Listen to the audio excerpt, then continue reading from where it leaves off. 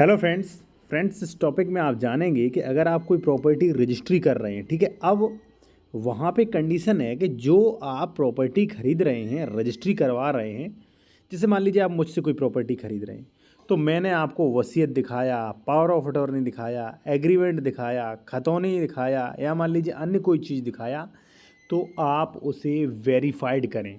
और वेरीफाइड करने के कुछ नियम होते हैं, चलिए मैं आपको बताता हूँ। जो लोग जो है सबसे बड़ी मिस्टेक कर रहे हैं, उनकी रजिस्ट्री माननी नहीं और वो खरीद ले रहे हैं, पूरा पैसा बर्बाद हो रहा है। चलिए मैं आपको बताता हूँ। और देखिए, अगर आप कोई कानूनी सलाह लेना चाहते हैं साथियों, ठीक है ना, तो कॉन्टैक्ट नंबर वीडियो की डिस्क्रिप्शन में मिल जाएगा आपको। या आप कहीं प्रॉपर्टी खरीद रहे हैं या खरीद चुके, आप डॉक्यूमेंट वेरिफिकेशन करवाना चाहते हैं ज़मीन सही है कि नहीं, सरकारी, विवादित, डबल रजिस्ट्री, अंश से अधिक विक्रय 143(8) बेहतर तरीके से आप चेक करवा सकते हैं। कॉन्टैक्ट नंबर वीडियो की डिस्क्रिप्शन में मेंशन किया गया। तो देखिए, हमारे क्लाइंट्स जो हैं, 2 क्लाइंट मेरे पास आए।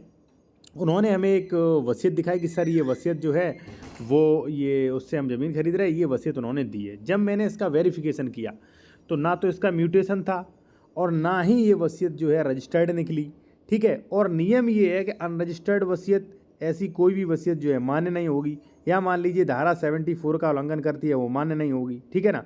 तो मैंने उन्हें साफ मना कर दिया, ये प्रॉपर्टी आप नहीं खरीद सकते, खरीदते हो तो आपकी जिम्मेदारी होगी, ठीक है ना। चलिए मैं आपको बताता हूँ 107 जो नियम है इसके कानून भी बताता हूँ।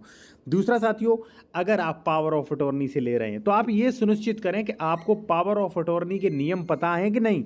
आप एग्रीमेंट से ज़मीन खरीद रहे हैं तो आप ये पता करें एग्रीमेंट्स के नियम पता है कि नहीं।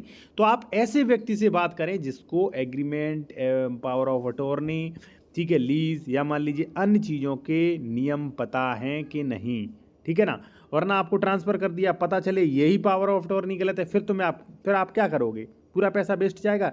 इसलिए चीज़ें चेक करें। अब देखिए, इसमें स्पष्ट लिखा है 107 का उल्लंघन करने पर वसीयत शून्य होगी, ठीक है, मान्य नहीं होगी, ठीक है। तो इसमें नियम दिए गए, प्रत्येक चीज़ का नियम होता है, ठीक है ना। तो इसमें देखिए लिखा है अपंजीकृत नहीं होना चाहिए, धारा 76 का उल्लंघन नहीं होना चाहिए, धारा 98 का उल्लंघन नहीं होना चाहिए, धारा 99 का उल्लंघन नहीं होना चाहिए। इसी प्रकार से जब आप ज़मीन खरीदते हो तब भी वहाँ पे नियम होते हैं कि भाई आप मान लीजिए कोई मान लीजिए नॉन ट्रांसफरेबल वाली ज़मीन खरीद रहे हैं, किस श्रेणी की ज़मीन खरीद रहे हैं, खातेदार का वर्ग का क्या है वहाँ पे, ठीक है। सारी चीज़ें पता करना सुनिश्चित होता है। तो कहने का मतलब इस वीडियो में हमारा यही है कि अगर आप कोई भी unregistered cheese, power of attorney, वसीयत या किसी अन्य डीड से प्रॉपर्टी ट्रांसफ़र करवा रहे हैं तो वहाँ पे ये सुनिश्चित कर लें कि वो प्रॉपर्टी जो है मान्य होगी, वो रजिस्ट्री की नहीं होगी, ठीक है। वरना पैसा वेस्ट चला जाएगा, आपका पूरा पैसा वेस्ट, ठीक है ना।